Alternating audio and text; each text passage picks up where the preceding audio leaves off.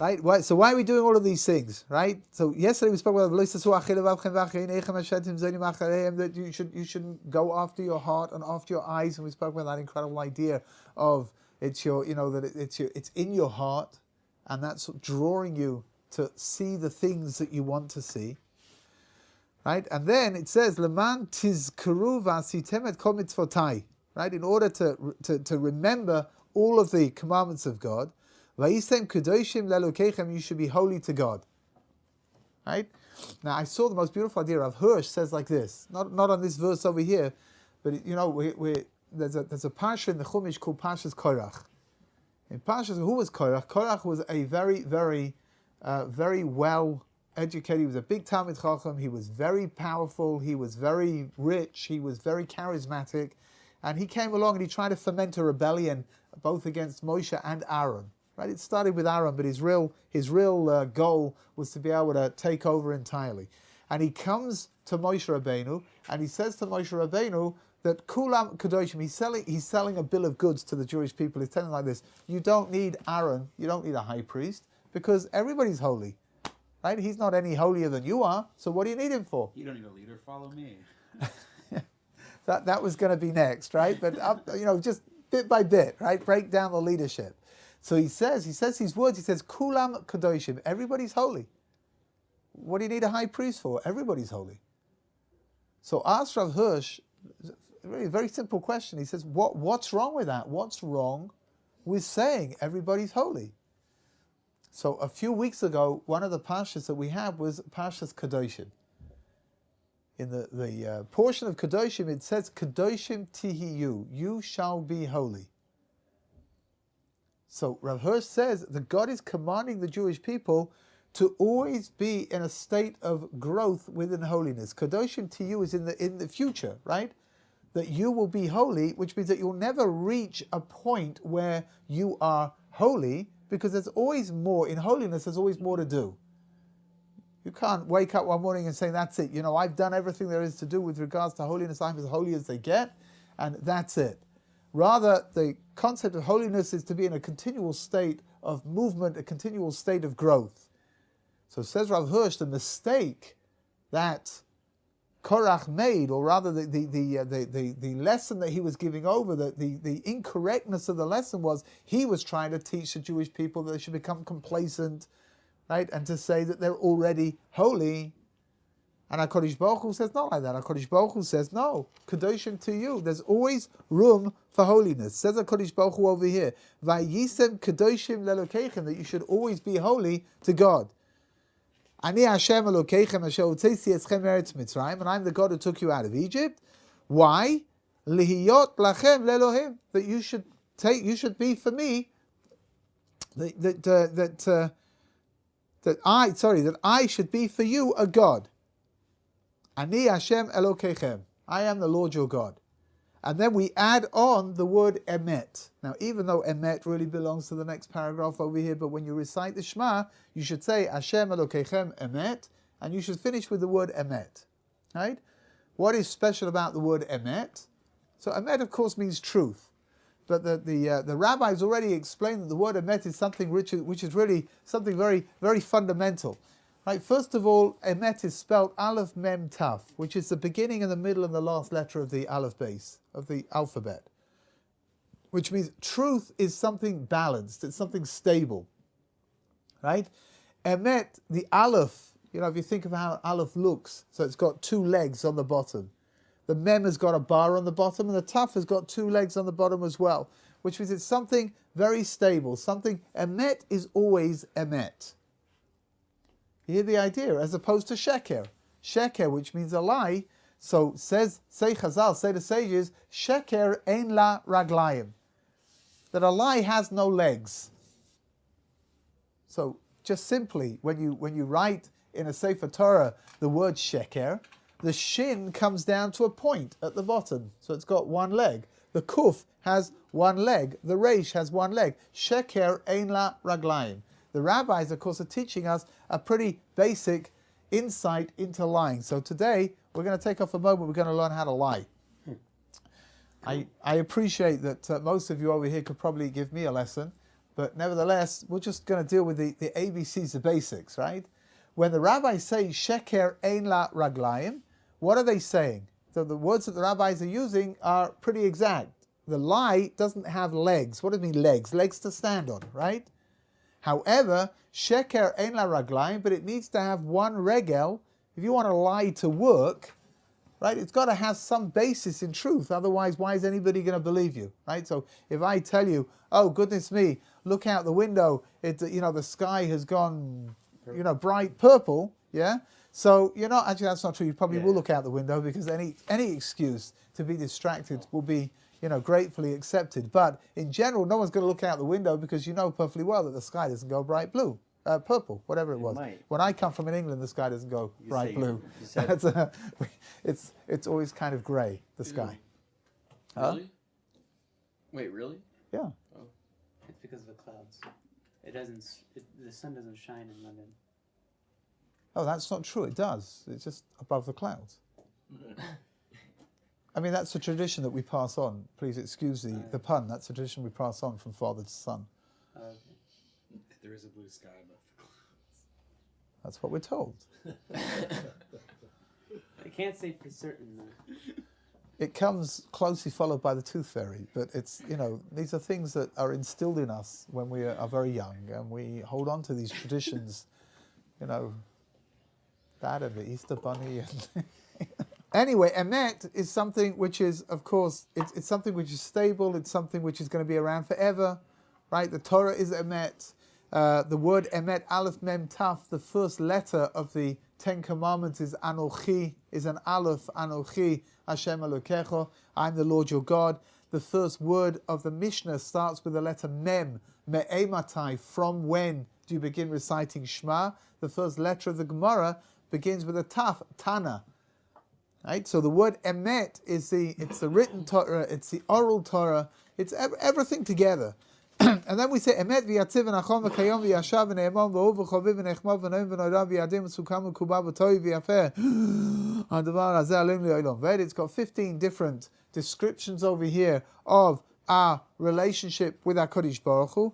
However, if you flip through to the evening service, you'll see that it says something, it's slightly different.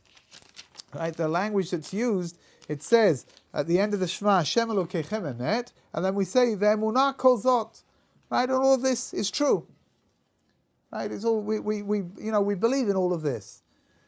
In the morning, we delineate this whole description. Ve'yatziv emet, ve'yatziv, v'nachon, v'kayam, v'yashav, v'ne'emon. Right? All of these things that God is true and certain, established, enduring, fair, faithful, beloved, cherished, delightful, all of these things. And yet at night time we say that God is true, and then we say, and faithful is all this. We believe in all of this. What's the difference between the two? So I think we spoke about this once before in the past, that the shacharit, the morning service, the day represents clarity. Night symbolically represents the concept of being in exile, of being without that clarity.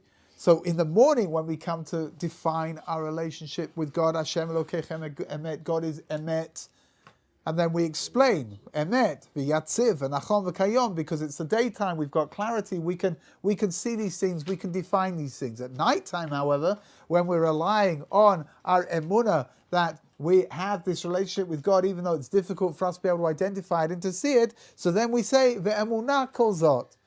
Right? We use a different kind of a language in order to describe all of this. Right? And then when you say the word emet, you're supposed to kiss your tzitzit. And you're supposed to kiss your tzitzit one more time as well, which is when if you look down over here in the article, it says in the Vayativ V'nachon, you get down towards the end of the paragraph, and it says, Ne'emanim v'nechmadim lo'ad. And on the word lo'ad, you're supposed to kiss your tzitzit as well. So, Rabbi Moshe, you asked a while ago, it's a very Kabbalistic concept of why we kiss our tzitzit in la'ad, but apparently when we're kissing our tzitzit from the time that we begin the Shema, from that third paragraph of the Shema until this word la'ad, somehow or other our kissing the tzitzit, our being focused on the tzitzit is building a spiritual being. It's building a spiritual dimension. And the head of this spiritual dimension is brought into being with the word la'ad. Don't ask me to explain this to you. Right? Again, it's Kabbalistic. You're too puny. I can't share it with you. It has nothing whatsoever to do with the fact that I don't have a clue what it means. Are you just paid to say that? No. Even if I knew what it meant, I wouldn't tell you. Because we're puny. So I don't really understand this stuff very clearly at all, but it says that when you kiss your tzitzit on the word la'ad, that creates the head of this being, this spiritual being that you've created. Anyway, moving onwards, we're going to move in now towards, we're getting very close now towards the Amidah, towards the silent prayer, the sort of like the central moment inside of tefillah, inside of prayer. We recite it 3 times a day. Just that you should know that when you get to the word, on page 96, when you get to the word Tehilot Lekel Elyon, at that point you're supposed to get up, you've got to get ready to start reciting the Amidah. And then you recite the few little words over here. Now what you'll see, if you're davening in a synagogue, if you're davening with a minyan, you'll see that when they get to the last paragraph of Tzur Yisrael, so at the end, when they get to the final bracha, Baruch Atah Hashem Ga'al Yisrael, they don't say it out loud. Baruch Atah Hashem, and what you'll hear is like this. Normally the Chazan will say Baruch Atah Hashem, and then he'll say Go'al, and then his voice will just begin to fade off, and you won't hear him say the final word Yisrael. Why is that? Because you're not supposed to answer Amen to the bracha. Right? The Gemara explains that when you come to this little paragraph over here, we're supposed to enter from the bracha of Ga'al Yisrael, who redeemed Israel, into the Amidah without any break in between the two. Right? They should flow one into the other. So there's a concern that if you say the words Ga'al Yisrael, if you say the word Yisrael out loud, somebody will make a mistake because they'll have heard the bracha and they'll say Amen, and they'll say, and that will make a break between the bracha and the recitation of the Amidah. Right? That's why the Chazan normally dies out, or in some communities you may hear everybody reciting the bracha together. That's also a possibility, right? And that way, if you all recite it together, nobody hears the bracha at the end to say Amen to it. And then you begin the Amidah. How are you supposed to begin the Amidah? So over here we've got some little practicalities over here. You're supposed to take 3 steps backwards and 3 steps forwards. Now, really you're taking 3 steps backwards in order to take 3 steps forwards, in order to move into the domain of the Shekhinah, of the Divine Presence. When you come to pray the Amidah, you're praying in front of the Divine Presence, which means that you should be giving this a little bit of concentration. A little bit of focus would not go amiss. Doesn't seem to be any understanding whatsoever to what I just said. So we'll just move on, shall we? I guess focus is not exactly right. When I mention focus, your head pops up because you're thinking cameras, but that's No, I had a question. It has to do with Shema, but not its transition to Amida, but I had a question. Okay. Okay. Weekday Shema doesn't mention that the part in the 3rd paragraph where you pass it with your eyes so that you may see it. Do you know why? Say that again. If you look at chakras for Shabbos, Yeah. 3rd paragraph, Yeah. it says, you kiss the tzitzis and all of that, and Yeah. pass them from your left to your right, all that. But it adds, for Shabbos, that when you get to the part where it says that you may see it, you're supposed to pass the tzitzis in front of your eyes. And my question is, why is it on Shabbos only? Why is it not weekdays? Actually, I don't think it's even said on. Yeah, it says over here. I know in my siddur over here on page 94, right in Nusach Ashkenaz, yeah, it says exactly the same thing. It says a tzitzit is a kiss at each mention of the word tzitzit, and at the end of the paragraph, and a pass before the eyes that uraitem oto. Yeah, I'm sorry. I was on Mariv when I asked that question. Because at Ma'ariv time, there's no obligation to be wearing tzitzit because it's nighttime. Because it says, or item, or Torah, right? That you should see them. But some people sleep in their tzitzis. Yeah. Some people have special tzitzit that they wear for sleeping, and they don't wear the same tzitzit that they're wearing during the day, but they put on special tzitzit to sleep in them. That they should. There's a whole deal in the Gemara about whether a person does sleep with their tzitzit on, whether they don't sleep with their tzitzit on, according to the more Hasidic approach. So it's a pretty accepted thing to do. It's based on Divrei Kabbalah. I apologize for not being able to explain to you, but your puniness is just overwhelming. Rabbi, quick question. You just said so. There's a tzitzit that you use in the morning, afternoon, and when you're going to sleep, you wear different tzitzits. Yeah. Is that for? Yeah. Well, I tell you what the reason is, because when you get up in the morning, in order to be able to make a bracha over your tzitzit. So if you've been wearing your tzitzit whilst you're asleep, then you never took them off, so you can't make another bracha in the morning, right? Yeah. So what many people do is that if they're going to wear their tzitzit at night when they're asleep, so they wear a different pair.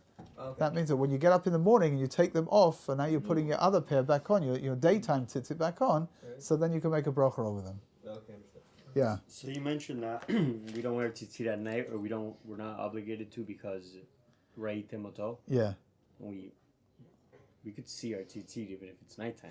Yeah, so the image is like this. This is going back into a time when most people, right, if you go back into Talmudic times, most people lived lives that revolved around the sun. Right, which they got up just before, they got up at dawn, and they would go to sleep pretty much after nightfall. Because it was very expensive to have light, sources of light was very expensive. And people just work their ways around, the cycle of day and night. Nowadays, of course, nowadays already we're going back a long time. The idea of being able to see things at night is not such a big deal. With the advent of electricity, for sure, it's not a big deal. Here in every Western country, you go out into the streets, you can see, it's like there's street lamps everywhere. One of the things that's always amazing. When you go somewhere and you're in the middle of some kind of a rural area where there are no lights at night, is that the clarity and the sparklingness of the night sky is incredible. Yeah. Here we don't yeah. So you see things in a completely different way because things are just so much. Yeah, I never knew that there were so many sharper stars in the and sky. clearer. And, I knew that there were so many stars in the sky. I'd never seen. Yeah, so to many see them, stars it's unbelievable, like a blanket of stars, right? Where here awesome. in cities, what happens is that we can't see the sky so well because there's so much peripheral light around that it's blocking our appreciation and our ability to see what's out there. That's why, by the way, nowadays already for many generations already, the Jewish people have accepted upon themselves to wear their tzitzit at night anyway, right? Even though there is no obligation to wear tzitzit at night because it says or item otor that you're supposed to see them, right? Nevertheless, everybody carries on wearing their tzitzit because there really is no problem seeing your tzitzit at night. Another thing about the Ra'ite Moto, yesterday I think you said that it was for us to be able to see our own tzitzit and remember, okay, we're not supposed to sin. But is it also maybe for other people to see us wearing the tzitzit and be like, okay, that person's holy. So for example, a woman who sees a man wearing tzitzit is less likely to approach that man and try to entice him into doing bad things. Maybe. It's definitely an idea. I think it works in both ways actually, which means that a person who's wearing tzitzit now has an obligation to behave in a way perhaps that's better than he would have behaved otherwise because he's identifiable. It's the same with wearing a yarmulke. I always tell everybody, years and years ago, there is a non-kosher restaurant here in Jerusalem, which name I will not mention, but it has received international accolades. And I was once walking past it and I saw somebody who'd been in the shir in the morning was sitting over there in that restaurant with his kippah on. And I understood exactly what had happened straight away because this fellow had just come into the yeshiva. He wasn't the least bit orthodox, but he'd wore his kippah right, as a sign of respect whilst he was here, having classes. So he'd worn his kippah, and I guess he just walked out of the yeshiva and gone off to try out this, this restaurant without realizing, without even paying attention to the fact that his kippah was on his head.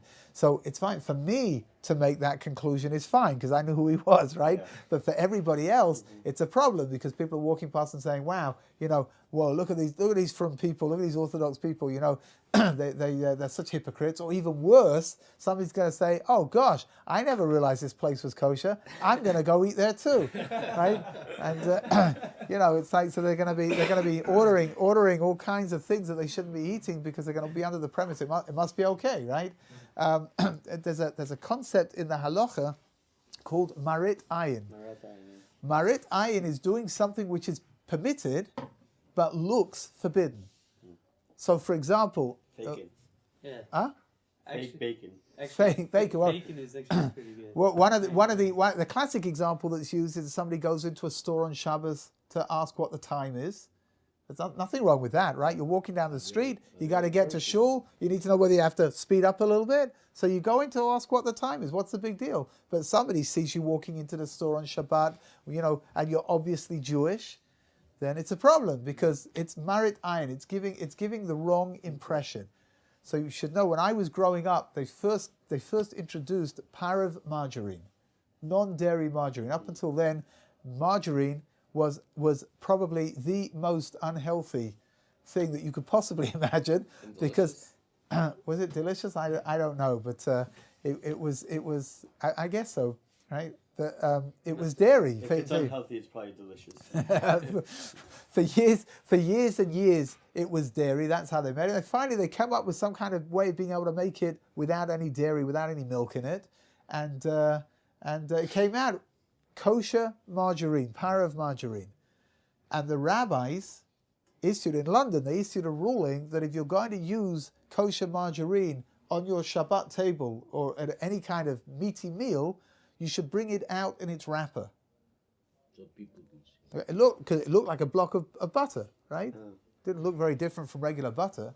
So in order to, people should understand that this is not butter. Hold on a second. In order to understand, you've got a rather wicked smile on your face. But in order to understand that it's not butter, it should come out in its original wrapper, so people should see that it's margarine. What is that based on? Interestingly enough, it's based on a ruling in the Shulchan Aruch in the Code of Jewish Law, which says that if you're going to cook meat or chicken with almond milk, you should sprinkle almonds on top, just so that people should understand that this is not regular milk, because almond milk is like a cloudy white liquid, and anybody who doesn't know, right, they'll imagine, goodness me, they're busy cooking meat and milk together, which of course is forbidden.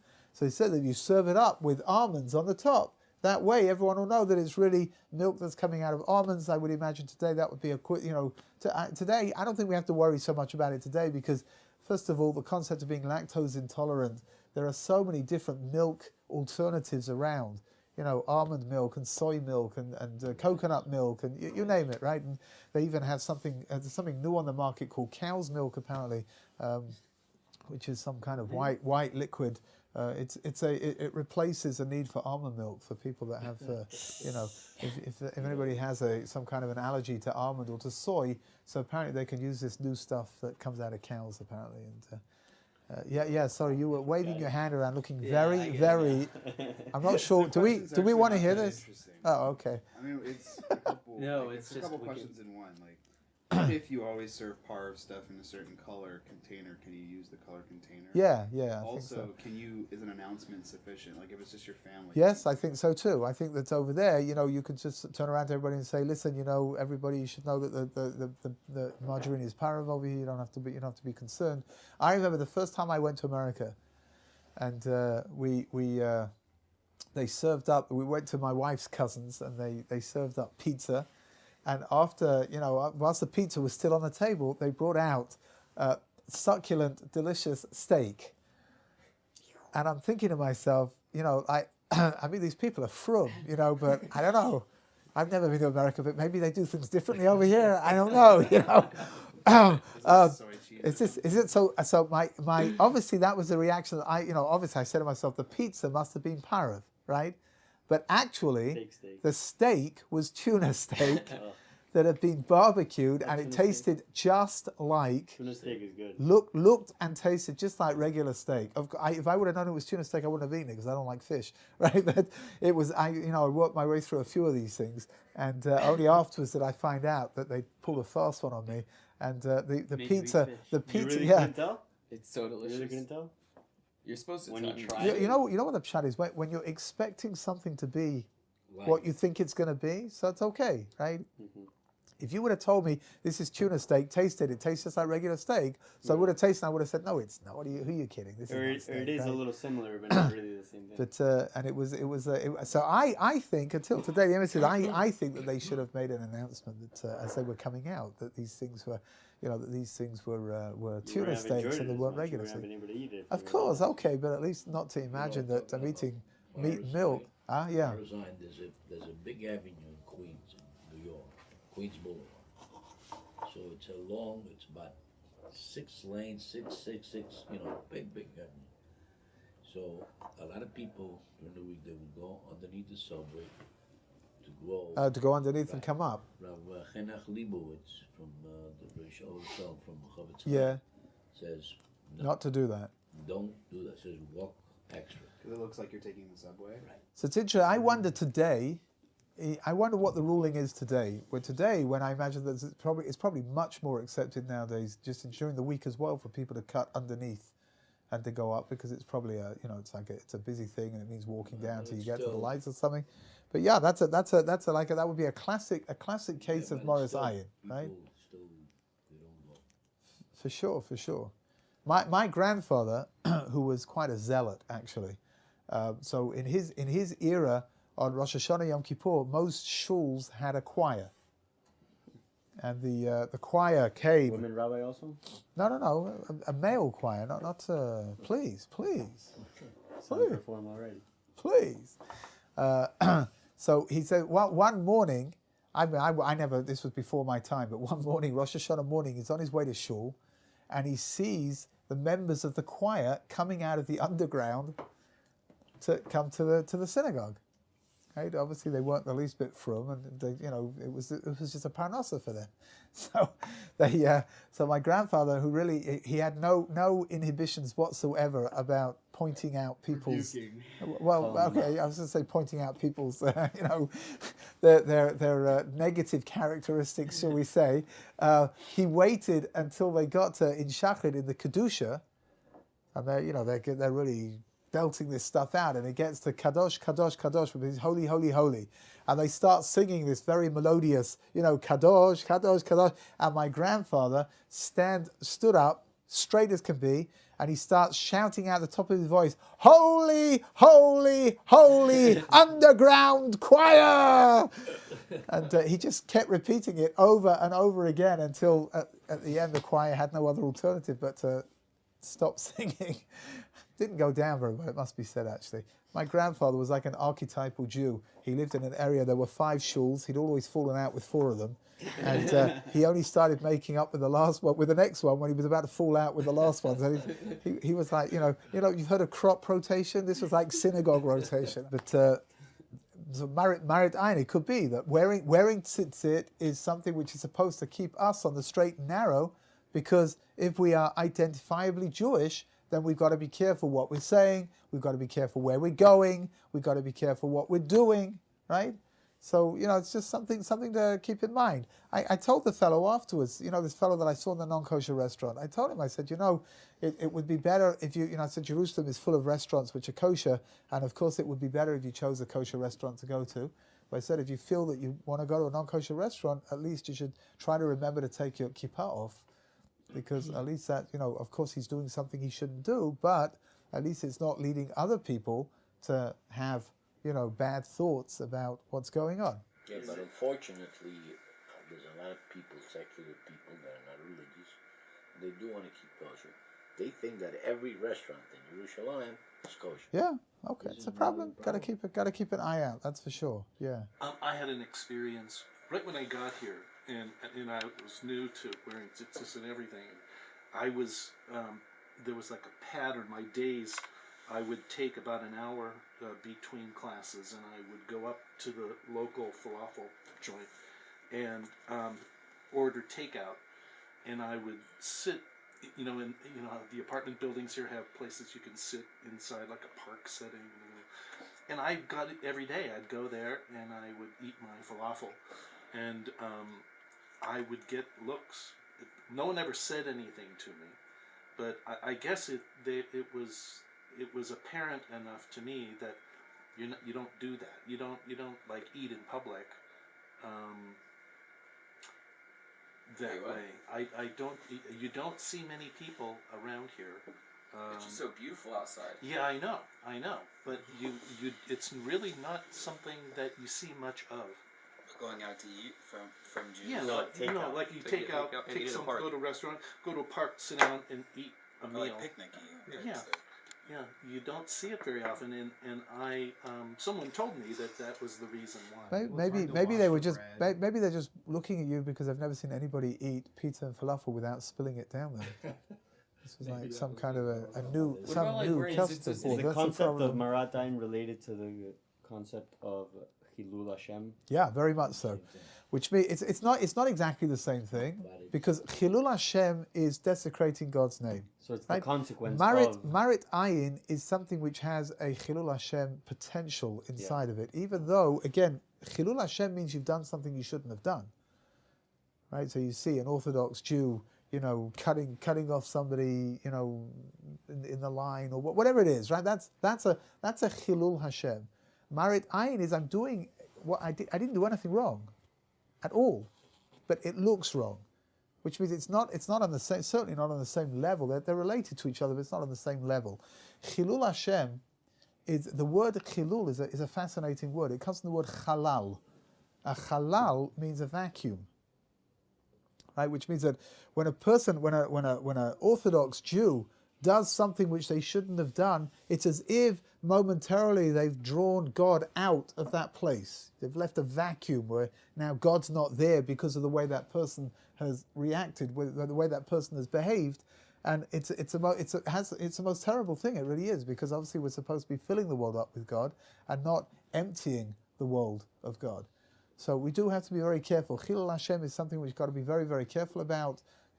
Like I said, the way we speak, the way we act when we're in public, that we should try to remember that we're ambassadors of God, and our task is to try to enhance God's majesty in the world, and not to have people point at us and say, "Gosh, look at the way he's behaving."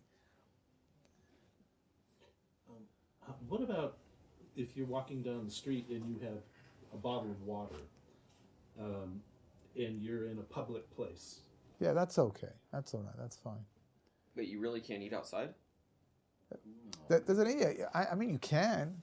Wait, what's I don't know. I'm surprised. The truth is, I'm surprised to hear that people gave you a hard time about that one. But they looked at it. Just the body language, and I don't know. I'm surprised to hear it. I really am. Why would they think that you But even like drinking from a bottle of water. That's okay. That's absolutely fine. You'll see people will turn around.